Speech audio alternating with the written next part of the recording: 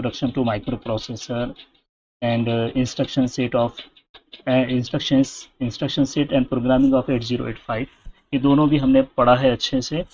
अब देखिए chapter number 3 है introduction to Intel x86 family, है ना। ये चैप्टर रहने वाला है 4 मार्च के लिए। सेलेक्टेड इसके अंदर कुछ टॉपिक्स है जिसके बारे में हम पढ़ेंगे।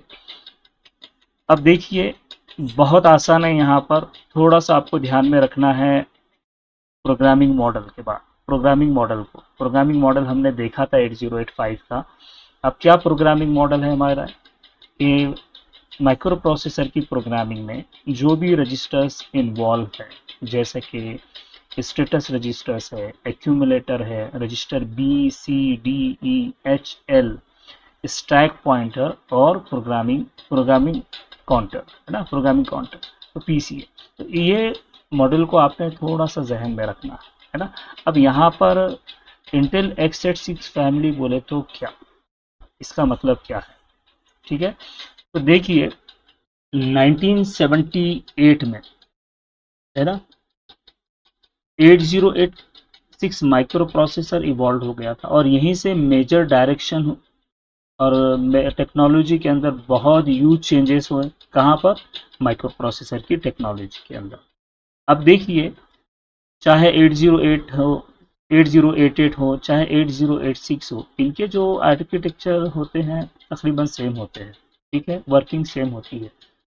जैसे हमने विंडोज़ के बारे में पढ़ा था ऑपरेटिंग सिस्टम में कि विंडोज़ 98 है, उसके बाद एक्सपी आया, विंडोज़ 7 आया। डे बाय डे क्या हुआ, ऑपरेटिंग सिस्टम के अंदर डेवलपमेंट होते गए, इन्हांसमेंट होते गया, न्यू टेक्नोलॉजी आती गई। इसी तरह से माइक्रो प्रोसेसर में भी डे बाय डे टेक्नोलॉजीज क्या हो, इवॉल्व हो। अब देखिए चैप्टर का नाम है x86 family, introduction to x86 family. So from 8086 micro processor to till date micro processor, they are belong to x86 family. इनको कहते हैं x86 फैमिली क्योंकि यहीं से मेजर चेंजेस हुए थे 8086 से। 16 बिट माइक्रो प्रोसेसर था, उसके अंदर इंटरनल बसेस, एक्सटर्नल बसेस, ये सारी चीज़ें थी।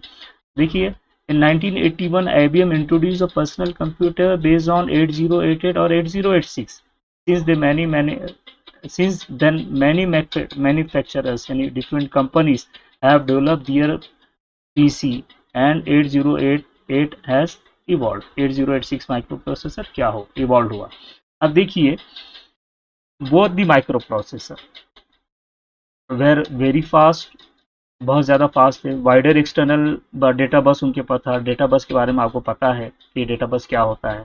Greater memory addressing space and advance computing function, अलग अलग यानी एडवांस जो कंप्यूटर के फंक्शंस हुए वो पॉसिबल हुए कहाँ पर, इन माइक्रो प्रोसेसर के साथ। अब इसके अलग अलग वर्जन्स है यानी एडवांस वर्जन है। जैसा 8086 माइक्रो प्रोसेसर था, उसका बाद में उसका नेक्स्ट वर्जन था 80286, उसके बाद 386, उसके बाद 486, लाइक दिस। जैसा हम आज बोलते हैं कोर i3, कोर i7, उसके डिफरेंट, कोर i9 है, उसके डिफरेंट जनरेशन है। सो लाइक दैट 8086 के भी ऐसे ही जनरेशन थे। उसके बाद पेंटियम की सीरीज आई, पेंटियम 1 2, पेंटियम 4, उसके बाद ड्यूअल कोर आया, उसके बाद कोर टू ड्यू आया। उसके बाद आज की जो सीरीज़ है, जैसा ये आपके कोई भी बुक के नोट्स में मौजूद नहीं होंगी, उसका इंट्रोडक्शन भी नहीं है क्योंकि ये अभी अपग्रेडेड है। यहाँ पर मैंने थोड़ा सा मेंशन कर दिया कि कोर i3 है, कोर i5 है ना, कोर i7 है, कोर 9 है। तो ये सारे क्या है, they all belongs to Intel x86 family, एक ही फैमिली इसको बोला जाता है। अगर देखिए आप आपके कंप्यूटर का कॉन्फ़िगरेशन चेक करते हैं कि कॉन्फ़िगरेशन क्या है, तो आपको वहां पर नजर आएगा कि इंटेल x86 फैमिली यानी the micro processor which you have in your computer that belongs to x86 family. तो इसी के बारे में पढ़ना है। अब कुछ बहुत ज़्यादा डिफरेंसेस नहीं है, थोड़े से डिफरेंसेस है। इसके रजिस्टर्स के बारे में पढ़ना है, एडवांस रजिस्टर्स इसके अंदर क्या हुए, डेवलप हुए। यानी 16 बिट था तो 32 बिट हुआ, तो अलग अलग पैटर्न हम यहाँ पर देखेंगे। 8086 was first microprocessor of x86 family. Then next microprocessor is 286. इसी तरह से आज Core i9 तक। अब देखिए अब इसके अंदर क्या टेक्नोलॉजी है, किस तरह से काम करता है, क्या डेवलपमेंट है, वो हम देखेंगे। देखिए डेवलपमेंट क्या है इसके अंदर, कि it has 32 bit data bus and address bus. जैसे हमने 8085 में देखा था 8 बिट डेटा बस था, 8 बिट एड्रेस बस था, यहाँ पर क्या होगा 32 बिट पर आ गए हम। Then after this development Intel introduce special version of 386SX, यानी इसकी और एडवांस थी। उसके बाद एसएक्स के बाद उन्होंने सेम डीएक्स को क्या किया, डेवलप किया। इसी तरह से माइक्रो प्रोसेसर डेवलप होते गए आज तक। ठीक है, अब देखिए एग्जाम में ये टेबल बहुत इंपॉर्टेंट है आपके लिए। ये जो टेबल मैंने आपके सामने लिखा हूँ बहुत है, क्योंकि इसके अंदर कंपैरिजन है 8088 8086 टू पेंटियम माइक्रो प्रोसेसर। इनका क्या है, यहाँ पर पूरा डिटेल है इनके बारे में। तो हो सकता है इसमें से किसी तीन के बारे में डिफरेंसेस पूछेगा कि 8086 के बारे में बताओ, 286 के बारे में बताओ, या पेंटियम के बारे में बताओ, इनके डिफरेंसेस क्या है। तो डिफरेंसेस के लिए आपको यहाँ पर ये क्वेश्चन आ सकता है एग्जाम में, बहुत दिनों से नहीं पूछा। तो डिफरेंसेस क्या है, डेटा बस देखेंगे, हमको पता है सारे पिन डायग्राम हमने देखा है ना। 8085 का पिन डायग्राम देखा कि 40 पिन थे, उसके ऊपर एड्रेस बस थे, उसके ऊपर डेटा बस थे। तो यहाँ पर वैसा ही कंपैरिजन है। अगर डेटा बस देखते हैं 8086 का और 80 इस तरह से, तो 8 बिट्स है, 16 बिट्स है ना। ये जा रहा है 64 बिट्स तक, कहाँ तक, पेंटियम तक। उसके बाद एड्रेस बस है तो 20 बिट्स है, 20 बिट्स है। इस तरह से ये इसके अंदर भी इंक्रीमेंट हो रहा है। फिर ऑपरेटिंग स्पीड है, यहाँ पर मेगाहर्ट्ज में होती है ऑपरेटिंग सिस्टम। इसकी 5,8 थी, इसकी 5,8,10। इस तरह से मेगाहर्ट्ज भी क्या होंगे, स्पीड भी इसकी बढ़ गई। उसके बाद इंस्ट्रक्शन कैश है, तो यहाँ पर देखिए 286 तक तो इंस्ट्रक्शन कैश नहीं था, उसके बाद इंस्ट्रक्शन कैश क्या हो गया, ऐड हो गया। उसके बाद डेटा कैश है, डेटा कैश भी 386SX से स्टार्ट हुआ था। उसके बाद मैथ को प्रोसेसर, जैसे मैंने आपको बताया था कि एक को प्रोसेसर सपोर्ट के लिए होता है माइक्रो प्रोसेसर में। तो यहाँ पर कौन से मैथ को प्रोसेसर का इस्तेमाल हो रहा है, तो उसके नाम यहाँ पर दिए हुए हैं। ठीक है, कुछ एक्सटर्नल है, और लास्ट में जैसा 486DX के अंदर इंटरनल यानी इनबिल्ड थे, ये पेंटियम में भी इनबिल्ड है और आज भी इनबिल्ड होते हैं। ठीक है, यहाँ पर आज के माइक्रो प्रोसेसर का कंपैरिजन नहीं है। ये सिलेबस डिजाइन हुआ था पेंटियम जब माइक्रो प्रोसेसर मौजूद था मार्केट के अंदर, है ना। उसके बाद के लिखने की हमें ज़रूरत नहीं है। मेमोरी मैनेजमेंट के बारे में है, एक्सटर्नल यूनिट कितना है, एक्सटर्नल है ना। उसके बाद इंटरनल यूनिट, इस तरह से आपको लिखना है। उसके बाद फिजिकल मेमोरी एड्रेस है 1 MB, ये आज हो गई पेंटियम तक हो गई 4 GB। और अगर आपका हम कोर 9 देखते हैं तो कितना बढ़ गया होगा पता नहीं, है ना, उसको देखना पड़ेगा। उसके बाद इंटरनल डेटा वर्ड साइज जो होती है वो कितनी है। उसके बाद इंट्रोडक्शन डेट है, कौन सी डेट को, कौन से ईयर ये इंट्रोड्यूस होते हैं माइक्रो प्रोसेसर में। तो ये एक शॉर्ट ओवरव्यू है, मैंने इसको एक टेबल के अंदर क्या किया, मेंटेन किया। आप इसको अच्छे से पढ़ के जाना एग्जाम में। ठीक है, हम आगे बढ़ते हैं। अब देखिए programming model of x86 family. तो यहाँ पर इसके दो प्रोग्रामिंग मॉडल है। कंपैरिजन के लिए मैंने यहाँ पर 8085 के प्रोग्रामिंग मॉडल को भी लिखा। यहाँ पर इसकी ज़रूरत नहीं है चैप्टर में, मगर ताकि आपको याद आ गया, जैसे मैंने आपको बताया कि 8085 में क्या है, फ्लैग्स हैं। फ्लैग्स में 8 बिट होता है, उसके अंदर 5 फ्लैग्स होते हैं, आपको पता है। एक्यूमुलेटर है, एक्यूमुलेटर 8 बिट होता है। बी रजिस्टर है, वो भी 8 बिट है। इस तरह से रिस्पेक्टली भी ये क्या है, 8 बिट है, 16 बिट है, 16 बिट। जैसे स्टैक पॉइंटर और प्रोग्राम काउंटर ये क्या है, 16 बिट है। तो अब देखिए 8086 के दो मॉडल है। तो पहला मॉडल आपको नजर आ रहा है सामने, है ना। अब क्या हुआ इसके अंदर, देखिए फ्लैग्स है, एक्यूमुलेटर है, सॉरी एक्यूमुलेटर यहाँ पर हमने ए से रिप्रेजेंट किया था 8085 में। अब यहाँ पर उसी एक्यूमुलेटर को हम AL और AH से रिप्रेजेंट करेंगे, यानी एक्यूमुलेटर के लोअर बाइट, एक्यूमुलेटर के हायर बाइट। इसको यहाँ पे एक्यूमुलेटर AX भी कहा जाता है। X इंडिकेट करता है पैर को। तो एक्यूमुलेटर 2 सेक्शन में डिवाइड हो गया यहाँ पर। कितने, कि ये अब देखिए ये जो एक्यूमुलेटर है ये कितने बिट है, 32 बिट होगा, यानी AL 16 बिट है, सॉरी 16 बिट होगा, AL 8 बिट होगा, AH 8 बिट होगा।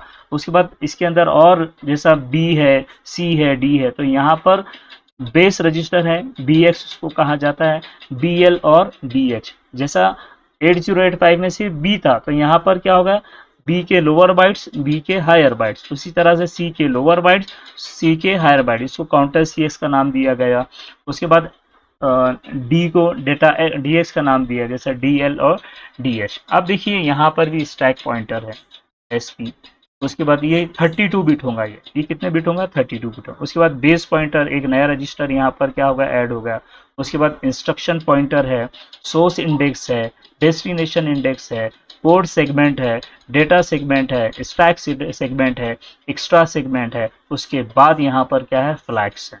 लास्ट में फ्लैग्स को इसमें मेंशन किया। तो ये जितने भी बता रही है 32 बिट होंगे नीचे, ठीक है। तो इस तरह का आपको सिर्फ मॉडल बनाना है, ये डायग्राम बनाना है। एग्जाम में अगर पूछता है, शायद के पूछेगा, तो 16 बिट मॉडल बोले तो ये बनाना है आपको। If it ask for 16 bit model, आपको ये मॉडल बनाना है एज इट इज। ये एग्जाम में पूछेगा 4 मार्क्स के लिए।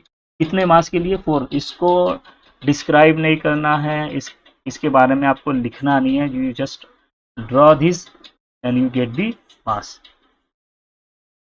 चलिए आगे बढ़ते हैं, हम 32 बिट मॉडल को देखते हैं। ये है 32 बिट मॉडल। अब देखिए यहाँ पर सबसे ऊपर अगर हम देखते हैं तो एक्यूमुलेटर है AL, AH और EAX। तो 0 to 7 यानी 8 बिट एक्यूमुलेटर के लोअर बाइट होंगे, 8 to 15 एक्यूमुलेटर के हायर बाइट होंगे, और 16 to 31 EAX यानी एक्सटेंडेड होंगे। एक एक्यूमुलेटर के एक्सटेंडेड बाइट्स होंगे 16 to 32। इस तरह से ये क्या हो गया, 32 बाइट का एक्यूमुलेटर यहाँ पर हो गया। Same thing is that BL यानी बी रजिस्टर है, और उसके बाद C है, उसके बाद D है, इसके बाद सोर्स इंडेक्स है, उसके बाद डेस्टिनेशन इंडेक्स है, उसके बाद स्टैक पॉइंटर है, उसके बाद बेस पॉइंटर है। उसके बाद देखिए 16 बिट के सारे रजिस्टर है, जैसे CS है, SS है, DS है, ES है, FS है, GS है, ठीक है। उसके बाद इंस्ट्रक्शन पॉइंटर है। इस तरह से ये 16 बिट रजिस्टर है सारे।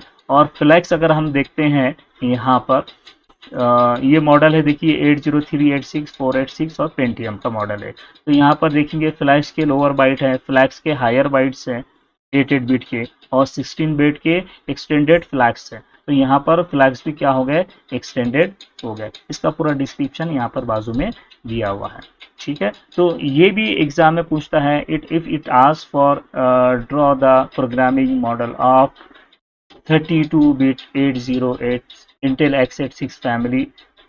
आपको अगर इस तरह से पूछता है प्रोग्रामिंग मॉडल का, तो आपको ये मॉडल बनाना है। ये भी एग्जाम में 4 मार्क्स के लिए पूछता है।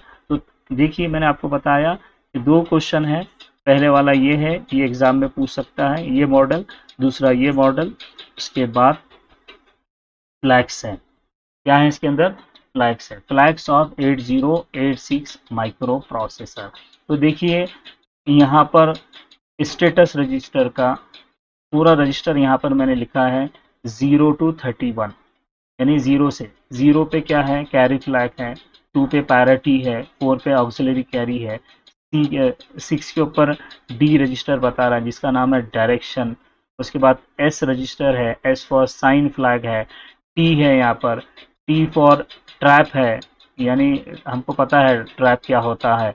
उसके बाद 9 पे क्या है, I है, 9 पे I रजिस्टर यानी कि इंटरप्ट्स जो होते हैं। उसके बाद 10 पे D है, 10 पे अगेन D है यानी कि डायरेक्शन। उसके बाद 11 पे क्या है, O है, यानी ओवरफ्लो इसको कहा जाता है। 12 और 13 पे इनपुट आउटपुट प्रिविलेज लेवल इसको कहा जाता है, इनपुट आउटपुट के लिए ये अलग फ्लैग है। 14 पे NT है, NT मीन्स नेस्टेड टास्क। उसके बाद 15 पे O है, ओवर फॉर ओवरफ्लो। उसके बाद 16 पे RS है, R